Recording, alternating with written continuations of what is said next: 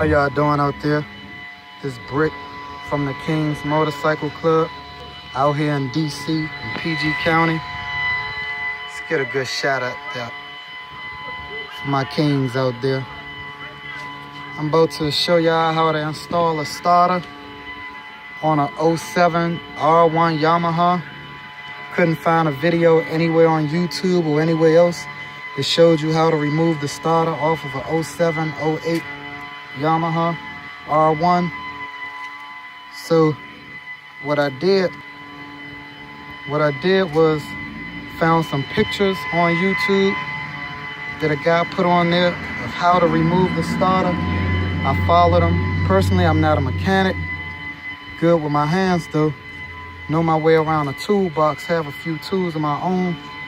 These are the tools you will need to install the starter. You're gonna need your Phillips screwdrivers. I got a small one and a big one because certain screws require different screwdrivers. You're gonna need your 5mm metric hex head. You're gonna need the long one. These little short ones right here, not gonna work. Not once you get under that airbox. You're gonna need this 8mm socket wrench.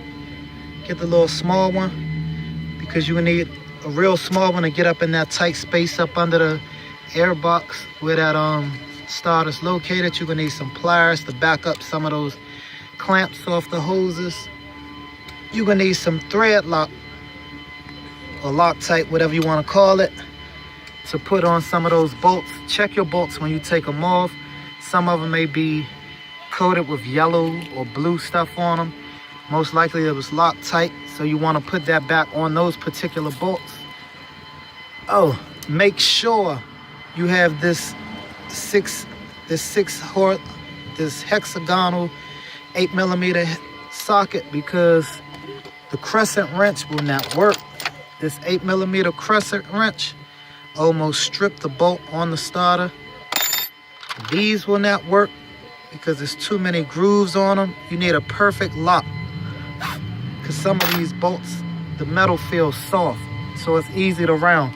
Trust me, I almost stripped one of them myself, so make sure you have the right thing. You're gonna want, for safety precautions, you're gonna want an extended magnet. Make sure you don't lose none of those bolts down in there. Get you a good magnet that can extend out to at least a foot. You will need your flathead screwdrivers, maybe to hold the gas tank up, maybe to help back some of those clamps up, I don't know. That's for removing it. You can also run into some bolts that's hard to back up when you're taking the starter off.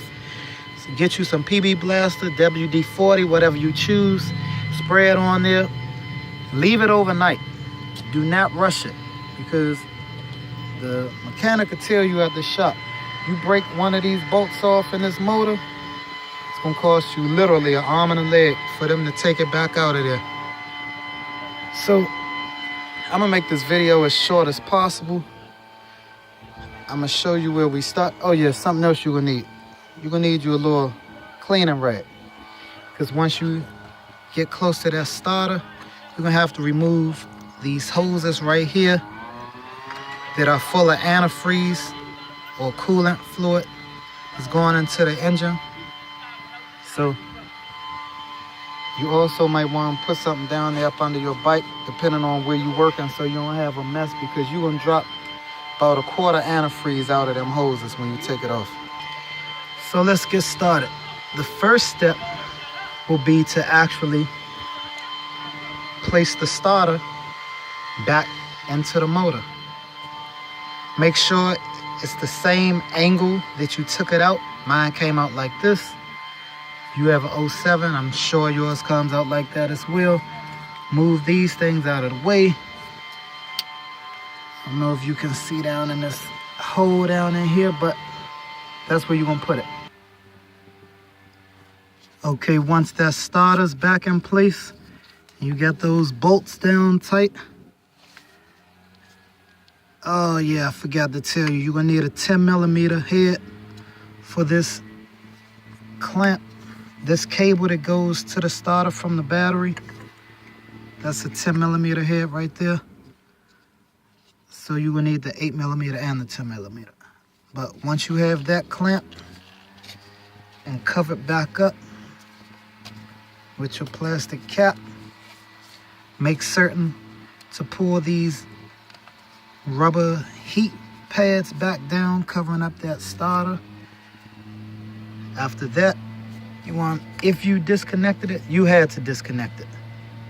This coolant pipe, connect it back into the engine, bolt it back on, connect these coolant hoses back onto this coolant pipe, tighten the clamps up on them.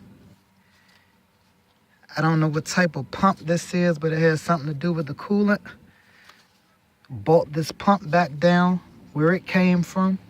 There's 2 bolts that go on there.